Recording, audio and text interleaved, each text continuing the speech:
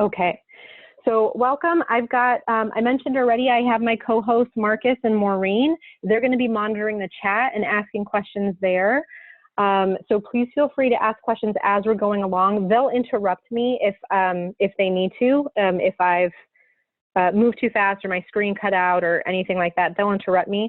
Otherwise, I do ask that you keep yourself on mute just so we can keep the background to a minimum. And throughout the training, I'll pause every once in a while to make sure that I didn't miss any questions that that were asked.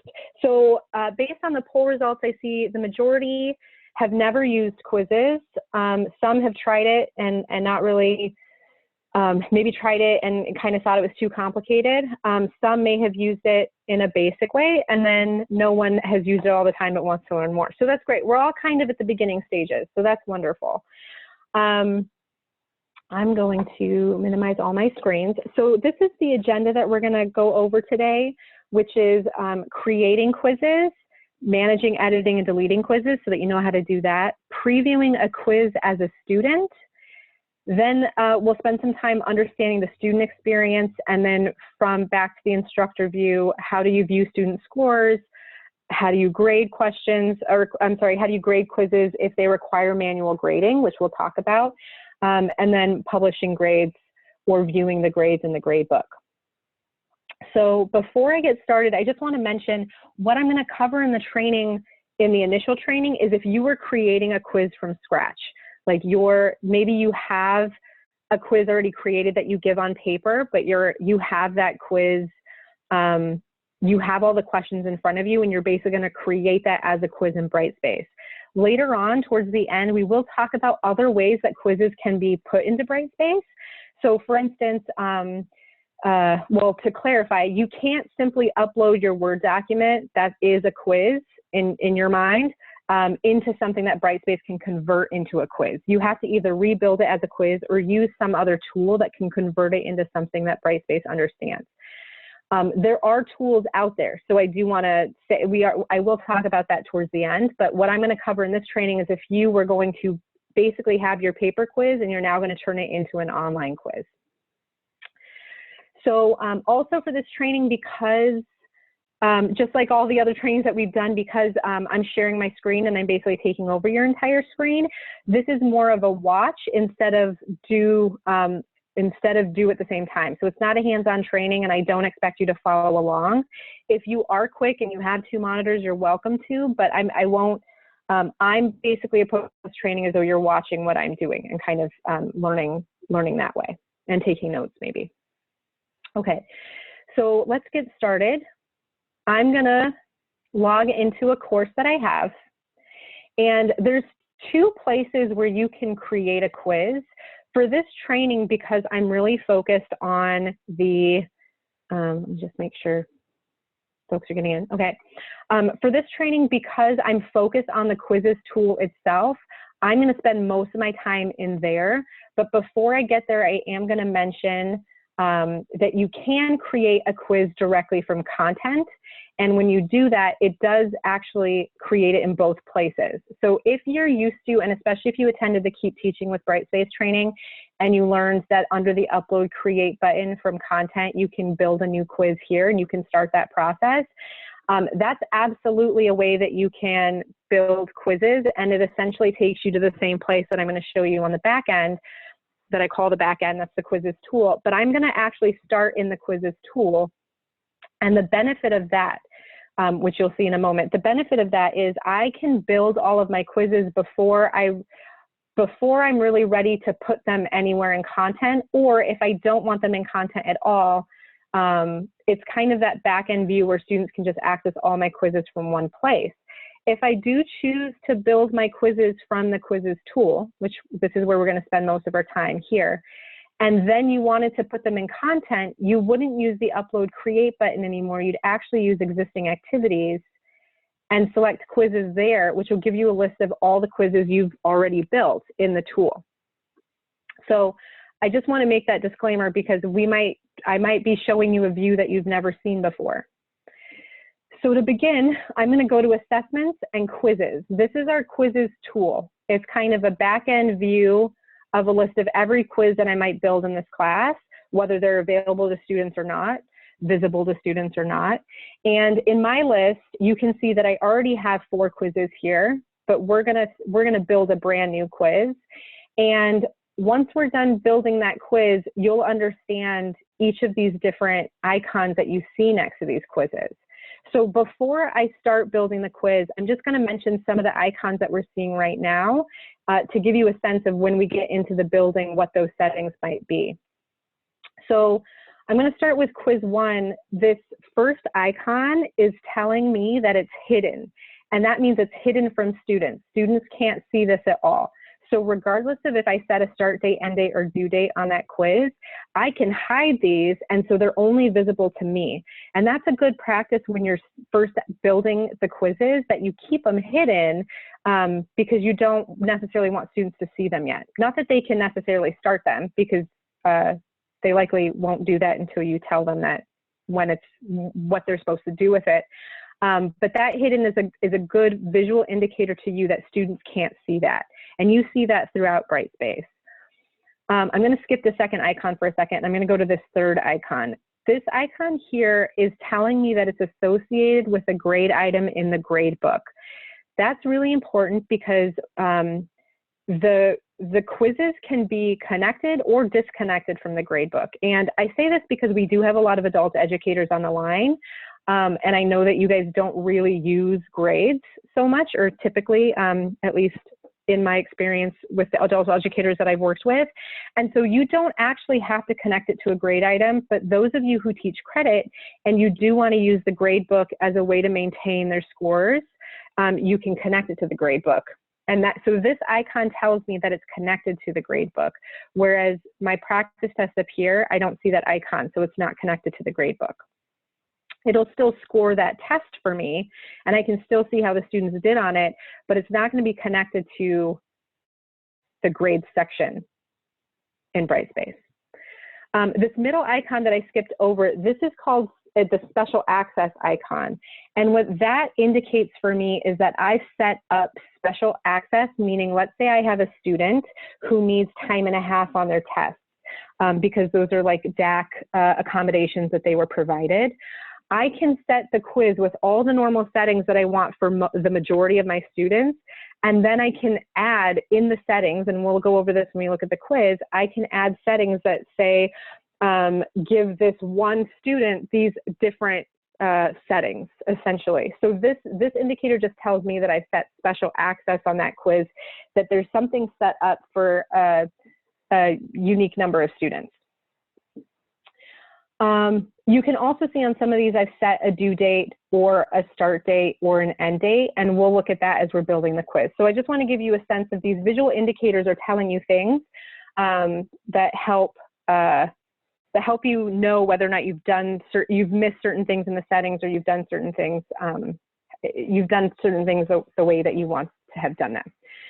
So real quick before I start building the quiz, just to give you some background between what's managed quizzes versus the question library. Managed quizzes, the page that I'm on, is how I can build a new quiz. The question library can be used as a repository of questions. We're not going to talk a whole lot about the question library right now, but just know in the future, if this is a tool that you like to use, let's say you build, 10 quizzes, and those 10 quizzes are going to be the same questions that you're going to have on the final exam. The question library is a way for you to pull those questions in. It allows you to select from a group of questions. We're going to skip that for now, but just if you hear the word question library, that's what that means. So to create a new quiz, I'm going to click the beautiful blue button, and the first thing I need to do is name it. So I'm going to call this quiz 2. This could be a reading quiz. Quizzes are in Brightspace. It's a tool that can grade questions automatically. So it doesn't have to just be a quiz or test. Some teachers use this for homework. Let's say they have homework that is students read something and they answer certain questions on a reading quiz, but it's more like homework. It's anything that you want automatically graded in the system. It allows you to build that in here. So I'm going to use it as a typical quiz. So I'm going to call this quiz 2. My next section here that's category. This is not some of you might think a grading category, like if I'm using weighted grades. This category here has nothing to do with the grade book. It's really just a grouping of quizzes. If I want to group quizzes together and then my homework together and then my different types of quizzes, that's the only reason why you would use a category. It's not required. Below that is where I have the option to add my quiz questions. So I'm actually going to go into that scene right now before I finish going through all the settings. Once I build all of my questions, then I can finish the rest of this page and go through these settings, and I'll walk through all of those, and then all of these tabs that I have,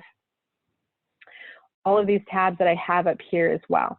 So with everything in Brightspace, they use tabs a lot, and so you want to make sure you hit every single tab. But I'm going to start here with building my quiz. So I'm going to click Add Edit Questions. That takes me to my my building interface of the quiz questions. So there's two versions of the quizzing tool that you might see. If you see this little drop-down arrow, it's telling me that I'm in the new quiz building experience. I could turn that off and it would look slightly different. I'm going to leave mine on because eventually this one is going to take over and everyone will have the new quizzing experience. But right now you can choose between them depending on what you like. When you add questions and you click on the blue button that says Add, and then you click New Question, you can see all the different types of questions that you can add to a Brightspace quiz. So there's true, false, multiple choice. Those are ones that we're very familiar with. Multi-select is if you have multiple options. So let's say if you're asking questions such as, check off all the items below that are part of the cell, right? And you have a list of parts of a cell and one that's not part of a cell, and they check off all the ones that are part of a cell. So that's multi-select. Written response is pretty much the only question type that the system can't grade automatically.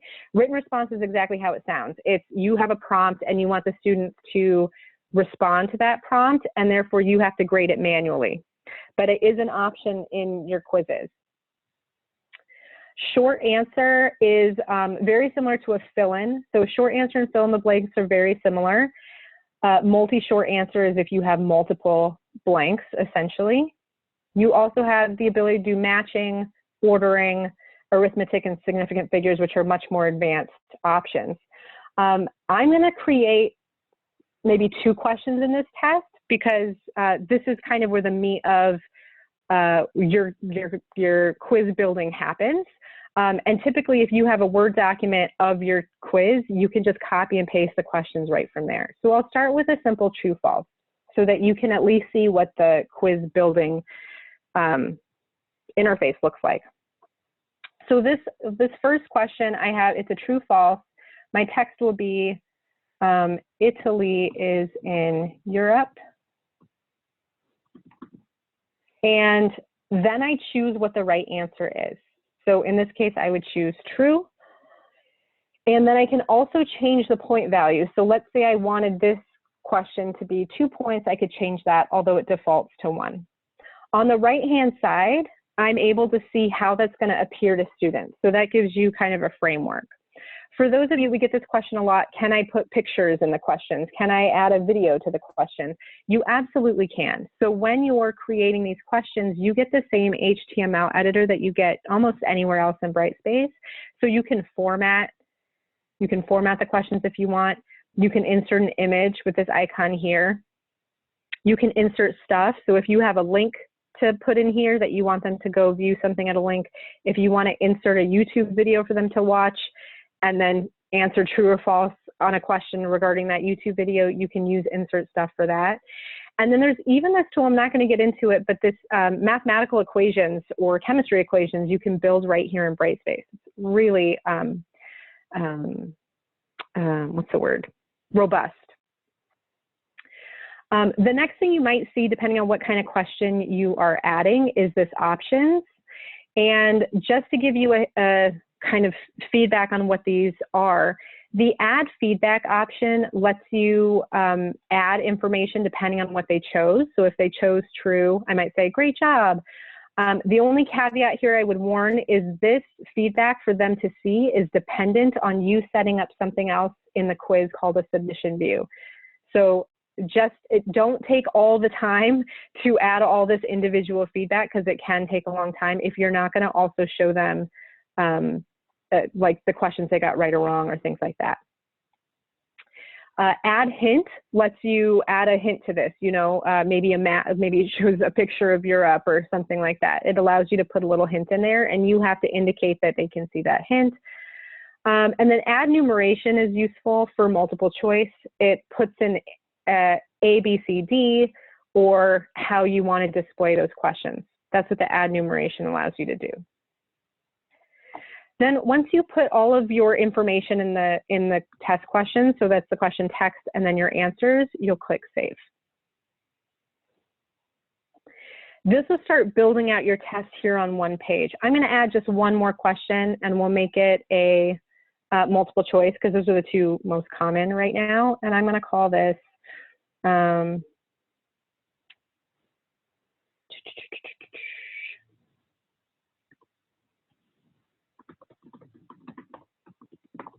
let's pretend this is a Shakespeare class. So my question answers are Tybalt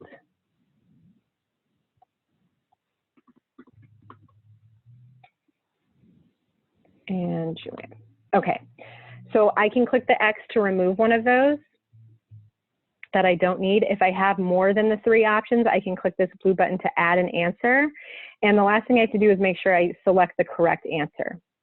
One of the cool things here is I can also randomize the answers for each student. So if I click on this, each student's ABC will look different. So for me, my A might be Tybalt, Mercutio, Juliet, my ABC, but then another student might be Juliet, Tybalt, Mercutio. So randomizing the answers for each student help each student's question, even if they're looking at the same question, they're seeing a different set of options. And so they can't just call up their friend and say, answer 2 is B. So that helps you there. Before I click save on this one, I just want to let you know, if you're building a lot of multiple choice questions, or you're building a lot of questions that have very similar answer options, you can choose the little drop down arrow next to save to either save and copy or save and new. Save and copy will save this question and create a new question with all the same information, so you can change certain parts of it. So for instance, if the next thing I was going to say is who is Romeo's cousin, and one of these were his cousin, I can keep all of these options the same and I don't have to rebuild them. Save and new saves this question and basically creates a brand new multiple choice question. So it's an easy way to just keep doing this over and over and over without having to go back to the main add question screen. But in this case, I'm just going to click save, because all I need is my beautiful 2-question quiz. Once you've finished building out the questions, you would click back to the settings. So you're basically going to go back to where we were before we got to this quiz question building tool. I'm going to pause here for a second before I go back to the quiz settings to make sure that all the questions that may have come up have been answered. Yeah, there's no questions so far in the chat. Great. Hopefully that means I'm doing a good job. Okay, before I go back to, I do want to make mention of this import, because some of you may have seen this and you're like, oh, can I add my own questions from a Word document or something like that? So this upload a file does not mean that you can upload a Word document and it'll convert it to a Brightspace quiz like I mentioned before. But if I click on this, it's going to give me a format that's saying what it can read. And there's an Excel file that you can download from here just by clicking on this, and it'll show you what format the quiz needs to be in Excel in order for you to be able to import that quiz. But at the end of today's training, I'll show you a couple other resources that you can use where it will take your Word document by just you making a couple changes to that, and it makes it really easy, and that's something that can be imported into Brightspace. Not on this page, but it can be imported through the course admin import export copy component. So I just want to make mention of that, that it's not as simple as just uploading your test as a Word document. So now we'll head back to the settings now that I have a 2-question test. And now we have a few more options up in this area here. So I'm going to go over these really fast. The first is asking me how many questions per page I want. So I don't have to do anything here, but if I'm an instructor that likes to only show one question at a time, I can put 1, click apply, and what that's going to do is show me here that now this is page 1 and this is on page 2. If I had more questions, each one would say page 3, page 4. This is the only indicator that tells you that you've done this, because once I move away from this page, I don't see anything in this box anymore. So sometimes it's hard to realize that you have separated into separate pages.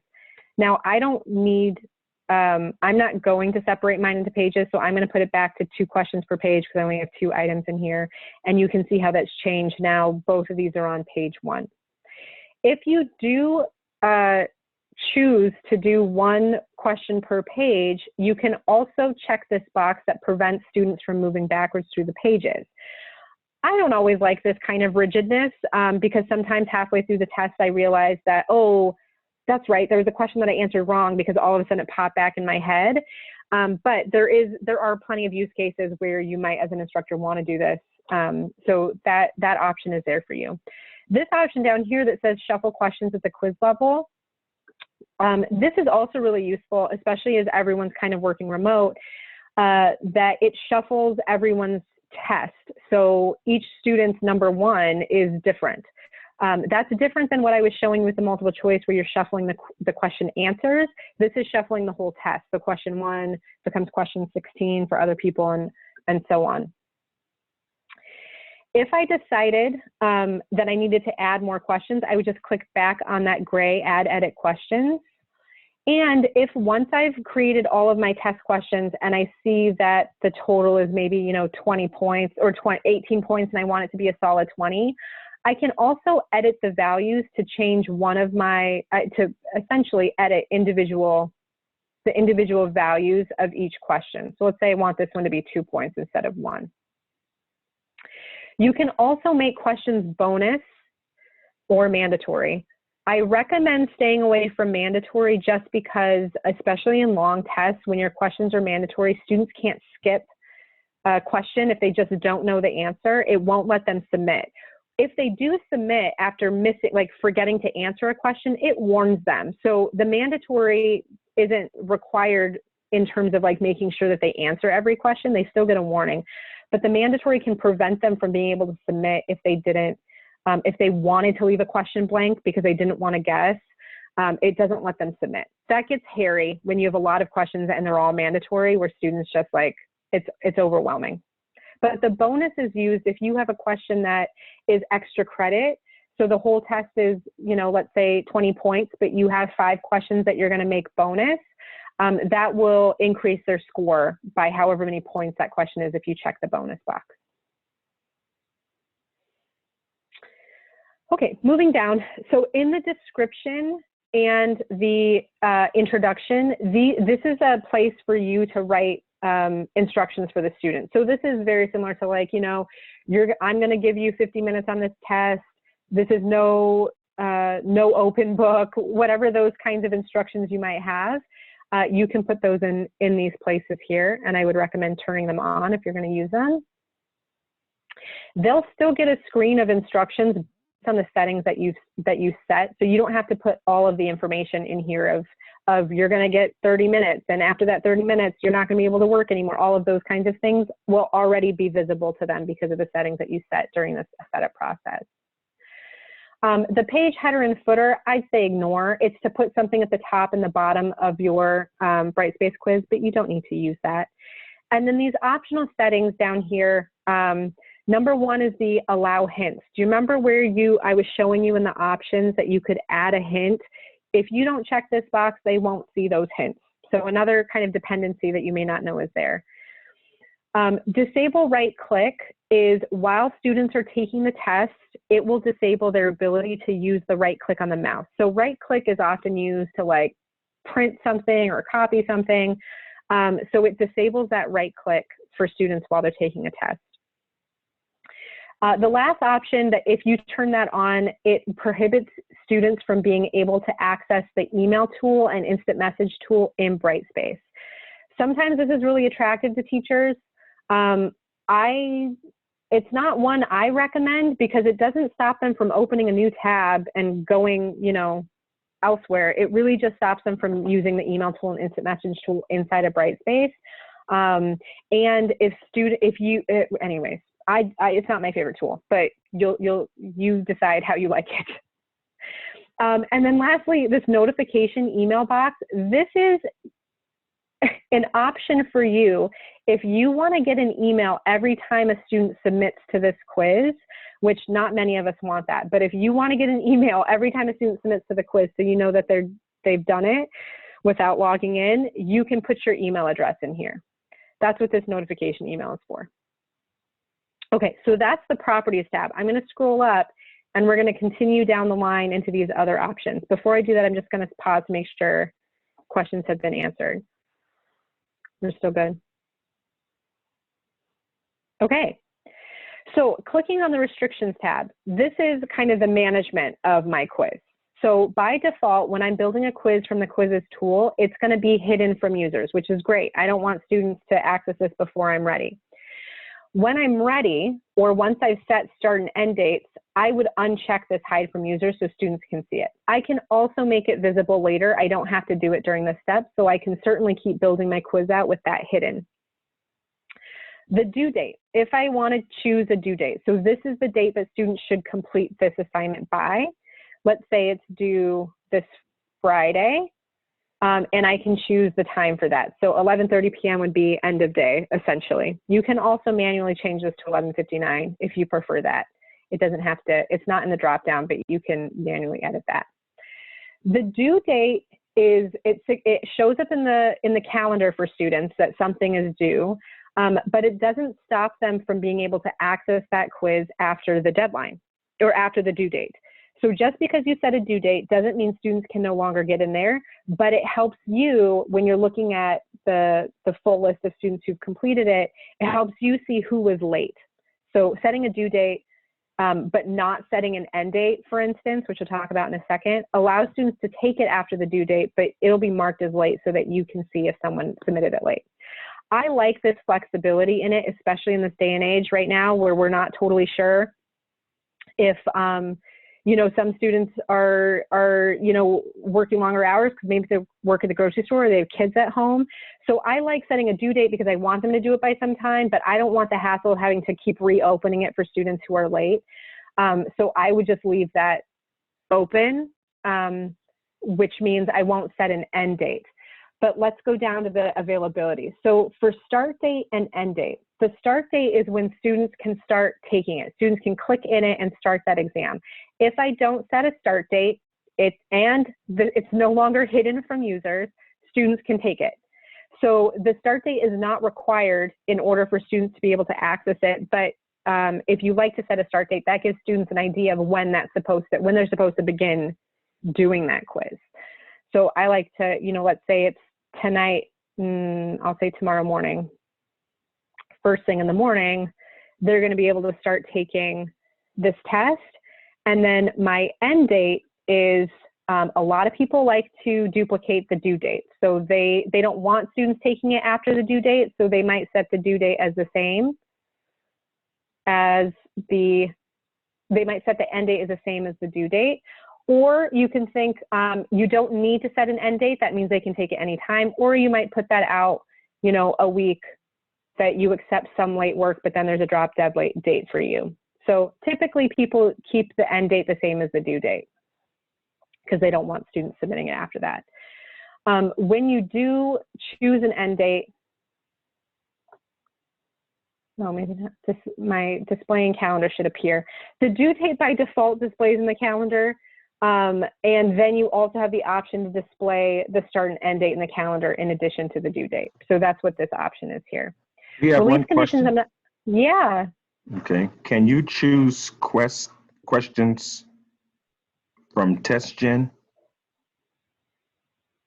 Yeah, Pearson's Test Gen.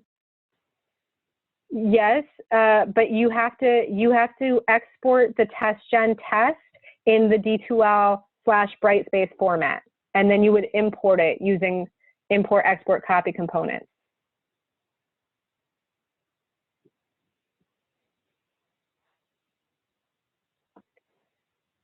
Did that answer the question? I think that's the only question I have so far. Okay, great. Yeah, that's one of those, if you don't want to build it in Brightspace, we'll talk about some of those options at the end. Thanks so much.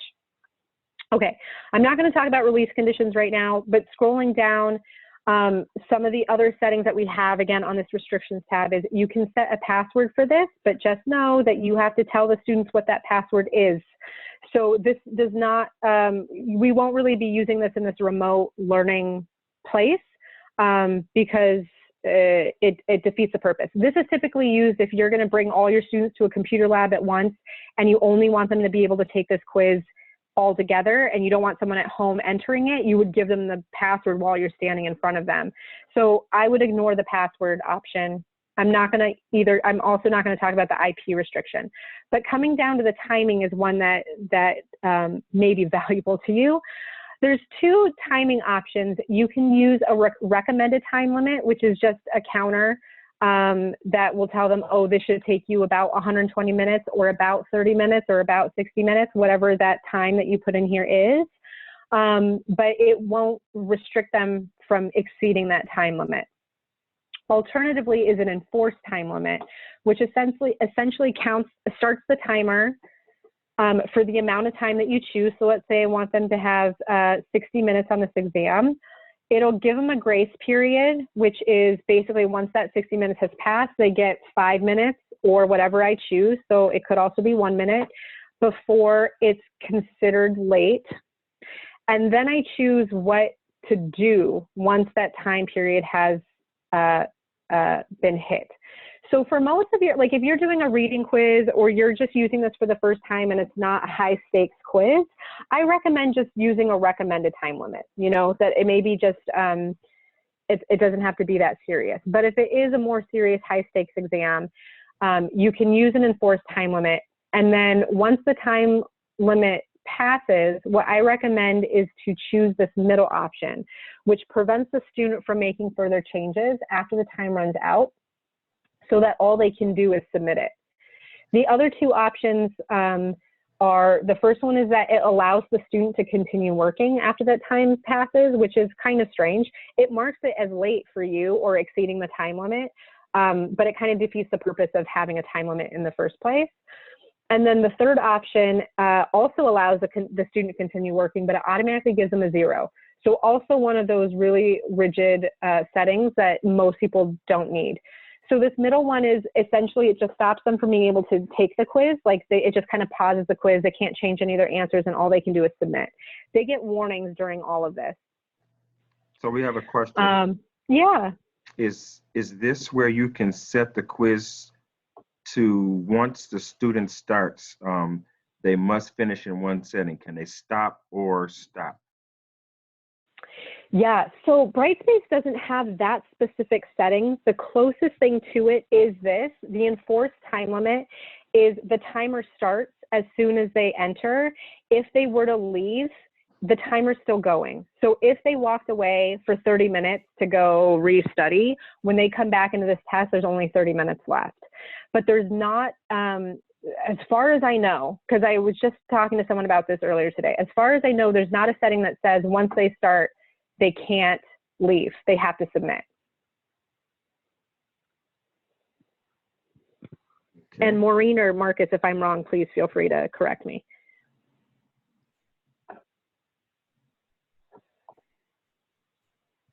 A little slower. Okay, thanks, Jennifer. Okay. There's one other thing I was, for that kind of question where you don't want them to like open the test, look at all the questions, leave and come, you know, whatever that is, I recommend doing the paging setting where only one question can be seen per page and there's no backtracking allowed, which will force them into basically taking it in one sitting because they can't go and look at the whole test and then walk away.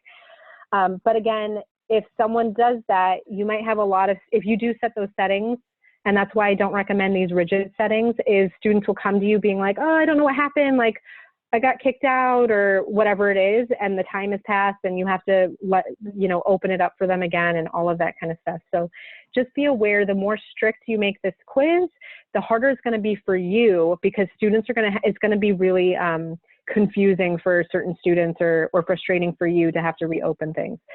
So I recommend when you're first starting out with this, do low stakes kind of test quizzes at first to see, to get students comfortable with the tool and yourself comfortable with the tool.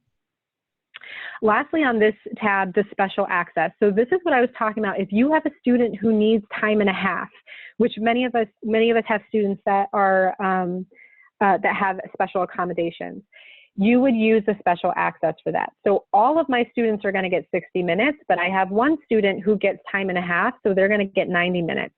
So in order to set that, I'm going to choose this first option here, which is to allow selected users special access to the quiz. And I'm going to click Add Users to Special Access. Before I do that, just to let you know, this second option is only used in cases where you want the quiz to only be available to people you choose. So it's basically, it's a completely different special access. It's only giving access of the quiz to the person that you choose. Whereas this top option is all the settings are for everyone except this one person is going to have unique settings. So if I click Add Users to Special Access, you'll see, I see all the same settings. So these are settings I've already set. When the due date is, I'm not going to change, I am going to change the timing. So this time I'm going to check enforced time limit, and I'm going to change it from 60 minutes to 90 minutes because this one student gets 90 minutes. Everything else is the same, but I'm going to come down, I'm going to choose that one student who gets those special accommodations, and then I'll click Add Special Access. So now on the screen, I can see at the very bottom that my student named Student Test gets, or Test Student gets 90 minutes on that test, but everything else is the same. It's still due April 3rd, just like the restrictions I put up at the top. So that's special access. It can also be used if a student was missing the day of the test and you need to make it available at another date for that student, because that was one of the options in there. And you can edit that using this little pen or add other users using that button again. So that's the restrictions tab. Now in the assessment tab is how we tell it to be graded immediately and how we connect it to a grade item. So this first option here, the default should be checked. So checking this box is telling the system to make sure that it's graded upon completion. And what that means is after the students submit, they'll see the initial default submission view of their percentage, like what they got on the test. If you don't want them to see their percentage, that's the only time that you would uncheck that box. But if you want this going to the grade book, you actually have to check two boxes. You have to check this one and this one once you connect it to a grade item. So this is where I would add my grade item if I don't have anything set up in here. And I'm just going to name it the same exact thing and the same number of points that this quiz is. So I'm going to click Add a Grade Item and name it Quiz 2. And make sure the points, I think this test is, no, it's 2 points. Once I do that and I've connected to a grade item, I have to check this box underneath here in order for it to send the score that they got to the grade book. It's really important. If you don't do that, it'll grade their test, they'll see their scores, you won't see anything in the grade book. Below this is where you can also determine if you want students to have more than one attempt. So some instructors, you know, they give a quiz that they want students to be able to take multiple times to get the highest score that they can. So you can change, the default is 1, but you can change that to 2 through 10 or unlimited. And then once you pick a new number of attempts, you would click Apply to save that. That's when you can choose what the overall grade calculation, if it's going to be their highest attempt, the average of the attempts, the last attempt, you can decide what the overall score should be. I'm going to leave this as 1 for now though, because that's the default. Okay, that's the assessment tab. The last tab I'm going to talk about is submission views, and then we're going to get into how to take this quiz as a student, how students take it, how to preview as an instructor, and then how to manage all the grades with it. Submission views. This is a more advanced feature, but I want to make sure you know about it because sometimes the way Brightspace works isn't always the clearest. The default submission view is basically what do students see as soon as they submit the test. So the default is these settings that they see it right away. It doesn't show them their questions, but it shows them their scores. So if I were to click on this default view, I can see that, once this page loads, that I have a whole bunch of options in here. I can change the messaging they see as soon as they submit, but down below is where the important stuff is. So here under the section that says show questions, question mark, the setting for the default is no, that it doesn't show them what the questions are, but it does show them the attempt score and overall score. So basically when a student submits, and if I didn't change anything with the submission view, they're just gonna see their score. They're gonna see 80% or 90% or 100%. If I want, as soon as they submit, I want them to see something else. So some teachers want them to see the questions they got wrong, or the questions they got right, or everything, depending on what type of quiz this is. You can change the default view to, a great example of this is, as soon as they submit the test, I do want them to see which ones they got right or wrong, but I don't want them to see the correct answer. In that case, you would choose yes to seeing the question, and then you want the option to show all questions with user responses. So it's basically every question and what the student chose. And because I don't want them to see the correct answers, I'm not going to check this box that says show question answers. There's a lot of different ways to set up submission views, so I'm not going to go much more into detail than this, but I am going to say the default, depending on what you're doing, the default is usually okay, that they can see their score. There's another option, which is to add an additional view. So the default is they submit, they see their score. An additional view would be, let's say after the due date has passed or on the specific date, you know, maybe 2 weeks from now or something. I want them to then be able to study from this before the final. So I'm going to add an additional view where I set a specific date and I say, okay, on April 17th, I'm going to give them access to all the questions, the ones that, how they responded, and the question answers so they can study from it. Maybe you don't want to do this, but that's how you would set up a submission view so they can go back to their attempt and view it. So submission views, some instructors think that, you know, students will say like, why can't I see what I got right or wrong? You as the instructor have to set this up. By default, they only see their percentage. So I just want to make that clear. I'm going to click save and close. I'm going to basically, I'm done with all my settings. So I click save and close, and then I can see my new quiz down at the bottom of my list, quiz 2, and you can see it's still hidden from students. So I'm going to pause here so I can make sure there's no questions that I missed.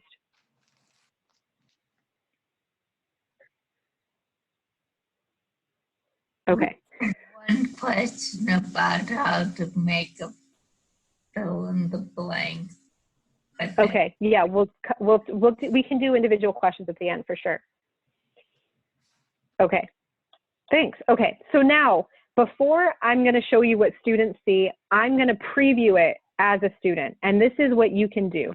Now, many of you are familiar with the student view as student mode. That doesn't work for quizzes. If you want to preview a quiz like a student would take it, you actually have to do it as an instructor, and you click on the little drop down and you click preview. You cannot do it by clicking on view as student. Mine says view as instructor, but you can't do it this way. You won't be able to see the start button. So again, I'm as an instructor still, and I'm going to click the drop down next to that quiz, and I'm going to click preview. This first page, once it loads, this first page is what students see. It's all the settings that you've set up for that test. The one difference is you have this option to bypass restrictions. You need to make sure that box is checked in order for you to be able to start that quiz. So here, I didn't add any special instructions or description. All of this is based on the settings that I've set. So it tells them they have an hour allowed. It tells them they get 1 attempt. It tells them before I submit, I'll have the opportunity to return to questions I may have missed. It gives me all of those options. I'm going to start the quiz. I'm going to see it exactly how a student would. This is me taking it as a student. So my first question, I'm going to get that one right, and I'll get one wrong. And I spelled Juliet wrong. So the student, the appearance I'm seeing is because I wanted all my questions on one page. If you were to do one question at a time, you'd see all the individual questions one at a time. You'd have to go next, next, next to see each question. But I'm showing mine all on one page. I'm going to click Submit Quiz. And this page is what students see. They get a confirmation page as well, that it says you're about to submit your quiz. If I forgot to answer a question, it'd give me a link to each individual question that I missed. This little option down here is only for you because you're an instructor. It basically gives you a chance to, I want to see this quiz graded like a student would see it, yada, yada, yada. Or like, I'm not, sorry, I want to see this quiz graded as I would see a student's quiz graded. That's only for you. I don't need to check this because I just want to see the complete submission. Once I click Submit Quiz, I'm going to see exactly how students see this. This is all they see once they submit, and here's their score in the right-hand corner. If I would have changed that default submission view to show me all the ones I got right and wrong, I would have seen all my questions on this page too.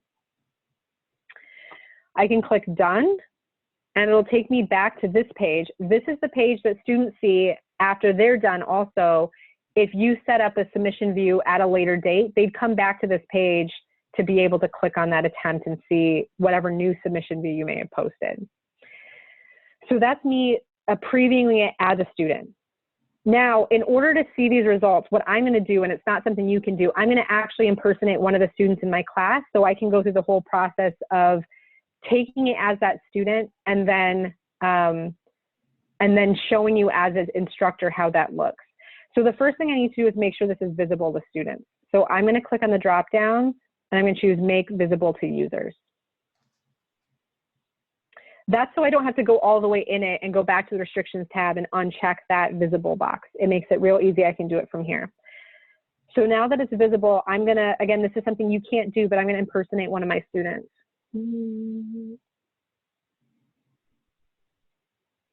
Okay, so now I'm my student. I get a little update here that I have 4 quizzes not completed. The students can click on that, or you can tell them to go directly to quizzes, or if you decide to put that in content using existing activities, you can tell them to go to content and which module you put it in. But in this case, I'm just going to go straight to quizzes because as a student, I also have a direct link to quizzes that lets me see whatever, all the quizzes that I need to do without having to like dig through content to find where that's posted. Here's quiz 2. I'm going to take it. I'm going to start the quiz. I'm going to get one wrong. Done. So now I'm going to go back to being an instructor. When your students take the test, there's a couple of places that you can go to view their grade. So because I attach it to a grade item, I can go straight to grades. And I'll see, this is the column. Oops. This is the column that I created. This little icon, the question mark, simply is the icon that's used when students take quizzes in Brightspace. To give you some context, this icon here is what's used when students submit an assignment through Brightspace that's connected to the grade item. So the question mark doesn't mean that it's an error or there's a message for you. It's simply telling you that an attempt has been completed, and here's the student score and percentage. So 1 out of 2, 50%. That's what all of that is telling you. If I want to see details of that, I can click right on the question mark, and I'll do this in 2 different places. But if I click on the question mark, I'm going to get an overall report, but to see the individual attempt, I'm going to click on the drop down and choose attempt 1, and that will let me see how much time they spent on the test, their answer, and whether or not it was right, and I can override that if I want, and their answer and what the right answer should have been. This is for me, so I can view how they've done on this. So this is from the grade book. I can see everything. But you can also see all of this from quizzes. So if you choose not to connect to the grade book, you'll see in quizzes that this number over here is going to show you how many quizzes have been taken and how many quizzes have been published. The published just means the score has been automatically graded. So if I want to see the students who have taken it and what their scores are, I can click on the drop-down arrow in quizzes and choose grade. So this is different from the grade book. It's doing it from quizzes. But here I'll see a list of all my students who have completed it. Right now I just have one student who's completed it, which attempt it is. So if they have more than one attempt, I'll see them all. When they completed it, what their score is, what their grade is, and the publish means publish to the grade book. So I can, there's a couple of different settings that you can do from here, but essentially this is kind of the view that you'll see if students were late. You'll see red text saying, you know, it was submitted late or what date it was submitted that was late. You can also see if a student is still in progress and they haven't submitted it, you can submit it on their behalf. Sometimes students can't figure out how to do that second submission. Also, you can reset an attempt. So if a student they only get one attempt and their internet died and they were like, please, please, please let me take it again. You can, instead of having to like change it to everyone gets 2 attempts, you can simply reset that one student's attempt and they'll get another chance to take it. So all of those options are available right from the quizzes tool. So I'm going to pause here. I think I answered it. I mean, I think I did everything in the, yes, I did everything on the agenda. I know we have like 4 minutes, but let's pause for questions. And then if anyone is willing to stay after or who wants to stay after to see the other tools I was talking about where you can convert a Word document in a tool outside of Brightspace, I'm happy to talk about that too. So I'll pause here.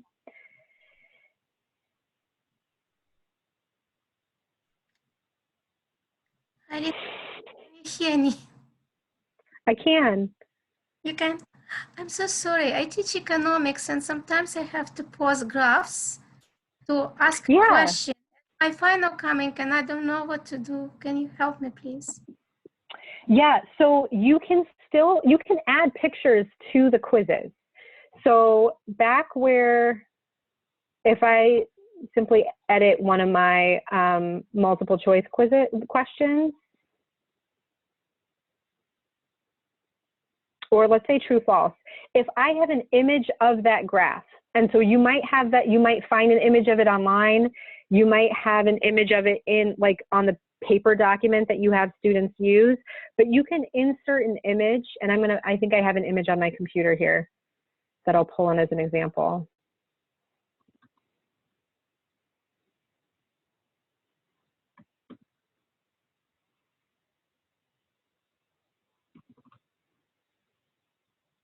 Ugh.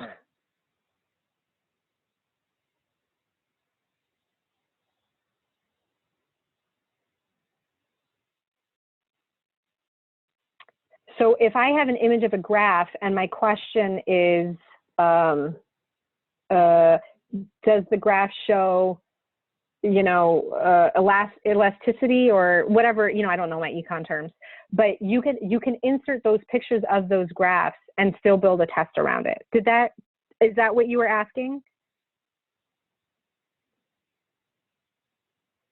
Tatiana?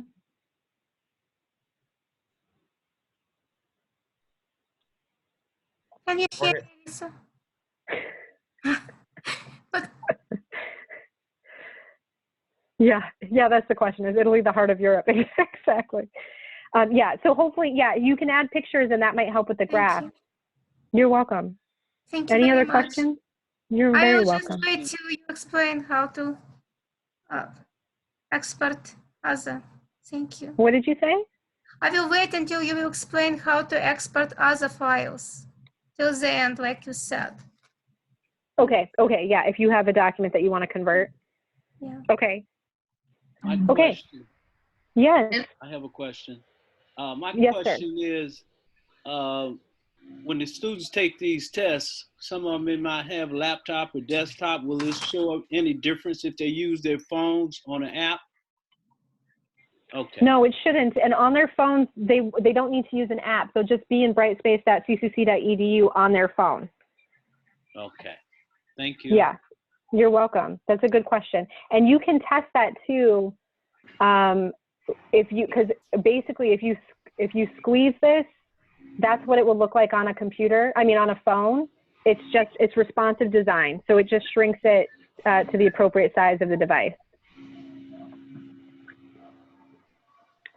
The Pulse app. Yeah, Pamela, good question. The Pulse app is actually mostly for notifications. So even though you can navigate your course through the Pulse app, once you click on an assignment or a test or whatever, you don't realize it's doing this, but it's actually taking you into just a browser on your phone to brightspace.ccc.edu. So the Pulse app is really just for those push notifications, and then it takes you to where you need to be. Great question. Rachel was wondering about short answers, and Christine was wondering about multiple mission role use. I didn't hear the second one, but I'll do short answer first. So short answer is very similar to fill in the blank. So the example I did yesterday, the sun is a ... And the answer that I put in here is star. If it's that simple, like it's a one word or a very specific phrase, the system can grade it. It's not a short answer in the way that sometimes we think, like the written response is like a long essay and the short answer is like a short paragraph. It's more for individual small, like word. It's very similar to a fill in the blank. And so you can see how that looks over here as the sun is a, and then the answer goes there. And then Maureen, what was the second one? Can students have taken a quiz? Can you change the assessment options and submission views? Yeah, can students have taken it? Yes, yes. You can change the settings of a quiz after students have already taken it. So if like the next day people, like, let's say it was due last night and now today everyone's like, I couldn't get in, you can go in and change the settings of that, and now it will kind of reset for now. So most of the settings will update. If you have to change a test question, so let's say after everyone took it or halfway through everyone taking it, you realize one of your questions were wrong. If you go to edit that question, only that won't regrade the test. Everyone who took that wrong test question will still be marked wrong, and you have to manually go update those attempts. But anyone new taking the test is basically taking a new exam with that corrected question.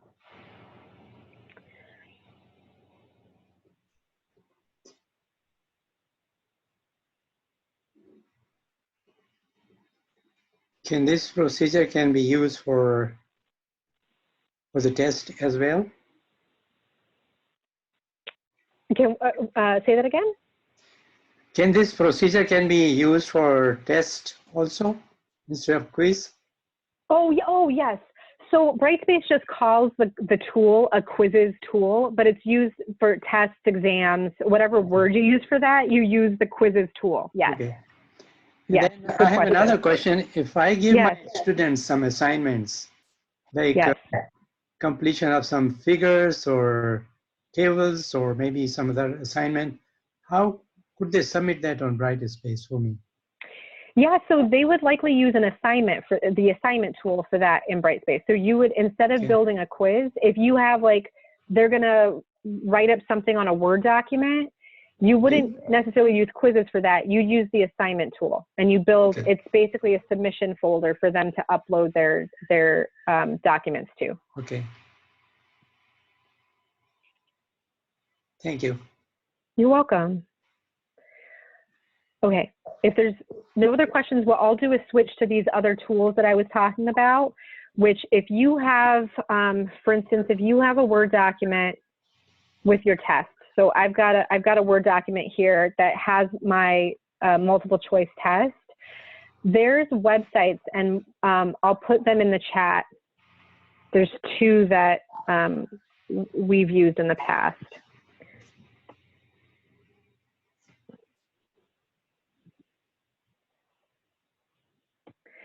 So these websites have instructions on them. It's different universities who've come up with a tool to essentially put it in a format that Brightspace can read.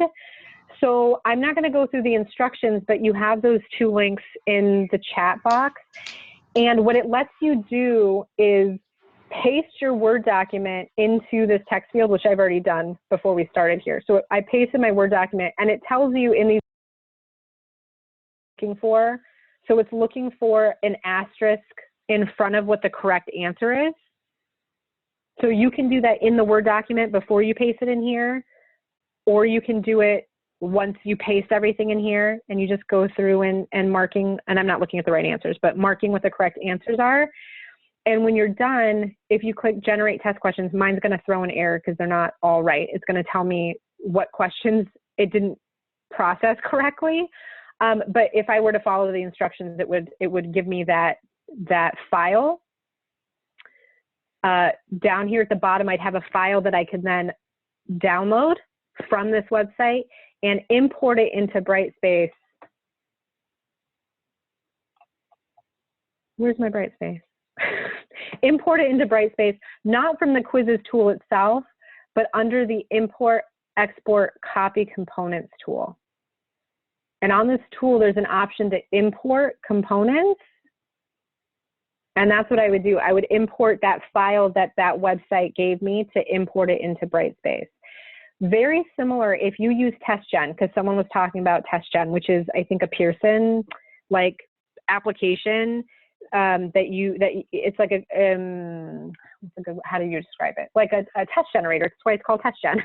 So it has a bunch of questions from Pearson's test banks, and you can build quizzes in that, and there's an export option in there to export it as a D2L/Brightspace package, which is typically just a zip file that you upload in the same way. You import into Brightspace in the same way.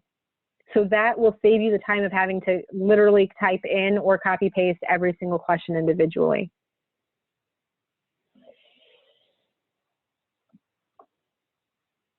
And that's that. Okay. One more question. I know we're 7. Yeah. So sorry. What if I have only PDF files? Nothing possible then? A PDF? Yeah.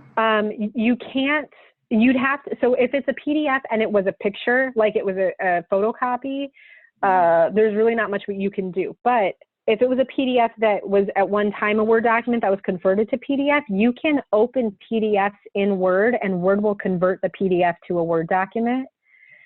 And you bring up a good point that I forgot to mention is if you don't have to use the quizzing tool if you're not ready for it yet. And let's say you do have like your example, you have a PDF of the quiz. You could post that as either in content, you can just upload that file in content, or you can post it as in an assignment and have students in their own Word document or on their own piece of paper write 1A, 2B, 3A, and submit that as they're like answering the test instead of Brightspace grading it and you building it in a true Brightspace quiz, but you would have to, yeah. So sorry, how can I see it and how can they submit it? Yeah, so how is the process going with checking this? Like my final PDF, let's say uploaded, then what next step, please? Have you attended the Keep Teaching with Brightspace training? Excuse me? Have you attended the Keep Teaching with Brightspace training? Yes. So do you remember during that training where they showed you how to create assignments? If you create it as an assignment, that'll give the students a place to upload it. It won't grade it automatically, but it's kind of a workaround if you're not ready to use quizzes. And I can see it, right? Yes, you can. Yeah, they'll submit, they'll write their answers 1A, 2C. If you're trying to do kind of a makeshift, kind of a workaround instead of using quizzes. Yeah, they can submit it through assignments. Got it. Thank you very much. You're welcome. Could you go over where you import the questions from the question generator for the test and questions?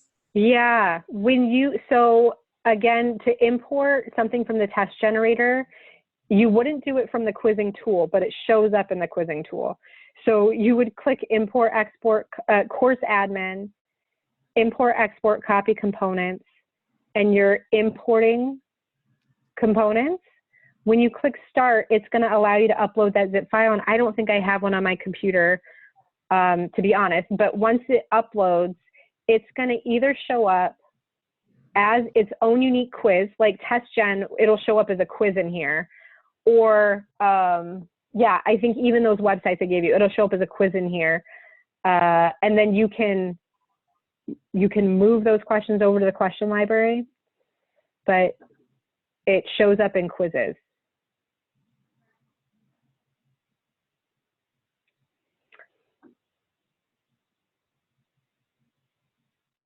Thanks. Okay.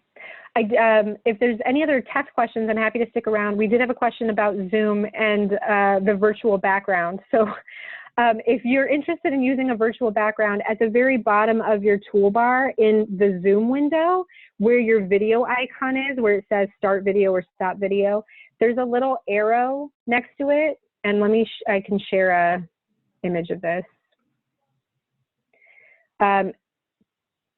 This little arrow here, if you click on that, at the very bottom is an option for a virtual background, and you can upload a image there.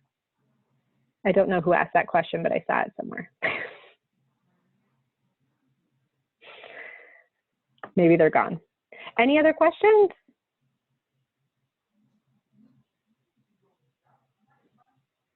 Okay, I'll stick around for just a few minutes longer in case people are in the chat still asking questions, but otherwise, thank you so much. I hope this was helpful. I'll send the recording when it's done, and I hope you join more trainings. Thank you, Lisa. Thank you. Thank you very much. Thank you, everybody. Thank you.